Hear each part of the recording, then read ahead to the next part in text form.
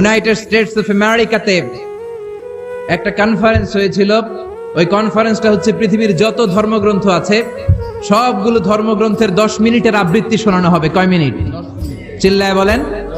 ওখানে গিয়েছে শ্রীমত ভগবত গীতা, গিয়েছে বাইবেল, ত্রিপিটক, দশাতীর, বেদ, পুরাণ, রামায়ণ, দীঘানিকায়া, ইয়াহবিস, সেকারডেটাল, Talmud, Torah, Old Testament, New Testament, জিন্দাবেস্তা এবং আল্লাহর কোরআনও। কোন সুবহানাল্লাহ। চীনের প্রাচীন ধর্ম কনফুসিয়াসের পাণ্ডুলিপি গিয়েছে।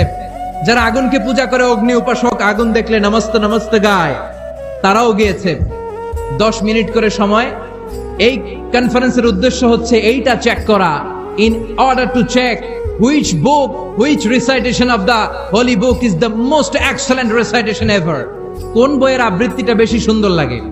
10 মিনিট করে সময়। সব ধর্মের ধর্মীয় কিতাবের শায়েকরা, গুরুরা, ধর্ম